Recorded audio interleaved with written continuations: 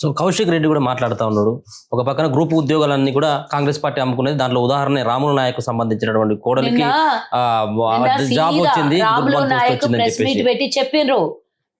నా మేనకోడల ఏమో చెప్పిండు కదా, నా కోడల్ని అమ్ముకునేటట్లాంటి దరిద్రం మీకు అదేమో అంటారు చూడండి, పచ్చకామరులు వచ్చినోనికి లోకమంతా పచ్చగానే కనబడుతుందని రాములు నాయక్ నిన్న సవాల్ విసిరిండ్రు. మళ్ళీ ఎగ్జామ్ పెట్టండి, మీ టీఆర్ఎస్ భవన్లోనే పెట్టండి, మొత్తం చుట్టూ బందోబస్తు పెట్టండి, అప్పుడు కూడా ఆమె అదే ర్యాంకు తెచ్చుకుంటది. మీ సొంతంగా పేపర్ తయారు చేస్తారా, లేకపోతే ఇంకేనన్నా పెడతారా, ఏనన్నా పెట్టండి, చదువుకునేటోళ్ళకి ఏడ చదివినా ర్యాంకులే వస్తాయి. గత చరిత్ర ఆమె తీసి చూడవచ్చు కదా. ఫస్ట్ రాములు అంటే పాస్ అయిన వాళ్ళు ఎవరన్నా ఒకవేళ నాయకుల పిల్లలు అయితే వాళ్ళకి పేపర్ లీకేజ్ అయిపోయి పేపర్ అమ్ముకొని వాళ్ళకు కొలువులు ఇచ్చుకున్నట్టేనా? అంటే వాళ్ళ అర్హత లేదా? వాళ్ళు ఉద్యోగం సంపాదించుకొని ఎగ్జామ్లో పాస్ అయ్యే అర్హత ఉండొద్దా వాళ్ళకు? అంటే వాళ్ళు క్లెవర్ స్టూడెంట్ అవ్వొద్దా? నాయకుల పిల్లలు అయితే ఇక ఎవరు కూడా ఎగ్జామ్ రాయొద్దా? అంటే ఎగ్జామ్ రాస్తే పేపర్ లీకేజ్ అయ్యి వాళ్ళకు పోస్టులు వచ్చేసినట్టేనా? వాళ్ళు సొంతంగా కష్టపడి ఉద్యోగాలు పోస్టులో చదువులో చదువుకునే అర్హత లేదా వాళ్ళకి? రాముల్ నాయకర్ గారి మాటలు మీరు వినలేదా? నిన్న మాట్లాడింది ప్రెస్ మీట్ పెట్టి మరి మాట్లాడండి. ఒకరే కాదు, చాలా మంది ఆరోపణలు చేస్తున్నారు కాంగ్రెస్ పార్టీ ఇన్స్టిట్యూట్ వాళ్ళు, చాలా మంది ఇన్స్టిట్యూట్ స్టూడెంట్స్ మాట్లాడుతూ ఉన్నారు. స్టూడెంట్స్ ఎవరు మాట్లాడతారు? ఎగ్జామ్స్ రాసినటువంటి వాళ్ళు కూడా రాసినటువంటి వాళ్ళు ఎందుకు మాట్లాడతారు? ఇప్పుడు ఎగ్జామ్ రాసిన వాళ్ళు పాస్ అయ్యే కెపాసిటీ ఉన్నోడు పాస్ అయ్యి చూపిస్తాడు, చేత కాకపోతే ఫెయిల్ అయినోడు గసుని మాటలే మాట్లాడతాడు.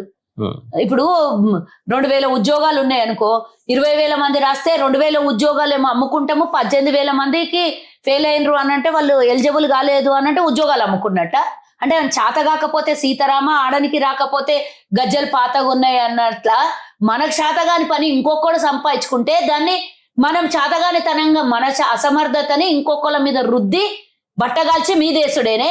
మీ హయాంలో పేపర్ లీకేజీలు, పోస్ట్ పోడ్లు, అసలు ఎగ్జామే గ్రూప్ ఎగ్జామ్సే పెట్టనటువంటి మీరు, అట్లాంటిది ఈరోజు మేము ఉద్యోగాల నియామకాలు, డిఎస్సి ఉద్యోగాలు వేసుడు, మేము ఈరోజు గ్రూప్ 1 ఎగ్జామ్స్ కండక్ట్ చేసుడు, ఇవన్నీ మేము చేస్తుంటే అది చూసి భరించలేక ఇన్స్టిట్యూషన్ వాళ్ళు మాట్లాడుతున్నారు. బరాబర్ వాళ్ళు అదే మాట్లాడతారు. ఎందుకంటే ఇట్లా మళ్ళీ ఏమన్నా ప్రాబ్లం క్రియేట్ చేస్తేనే కదా వాళ్ళకి ఇన్స్టిట్యూషన్కి డబ్బులు వచ్చేది. పిల్లలు ఎక్కడైనా సావుకోక, వాళ్ళ తల్లిదండ్రి ఎక్కడైనా సావుకోక, వాళ్ళ మీద పెట్టే ఖర్చులు భరించలేక తల్లిదండ్రి పడేటటువంటి ఎక్కడెక్కడనో వడ్డీలకు తెచ్చుకొని పిల్లల్ని పోషించుకునే భారం కూడా కష్టమై పిల్లల చదువులకు పెట్టే డబ్బు ఎంతనన్నా నష్టపోక వీళ్ళకు కోచింగ్ సెంటర్లకు మాత్రం పొయ్యాలే, చదవాలి. ఒక్కసారి ఎగ్జామ్ పోస్ట్పోండ్ అయితే మళ్ళీ ఒకసారి ఛాన్స్ వాళ్ళకి, ఒకసారి ఎగ్జామ్ క్యాన్సిల్ అయితే మళ్ళీ ఒకసారి ఛాన్స్, ఇదే కదా. కానీ పిల్లలు బాగుపడొద్దు, పిల్లలకు ఉద్యోగాలు రావద్దు, ఆ ప్రభుత్వం ఏం చేసిందో మేము అదే చేయాలి, అదే కదా ఇన్స్టిట్యూషన్ వాళ్ళు మాట్లాడేది. రియల్ ఇన్స్టిట్యూషన్ వాళ్ళు ఎవరు బయటకు వచ్చి మాట్లాడతలేరు, దొంగ పనులు చేసేటోళ్ళు ఇవన్నీ మాట్లాడతారు.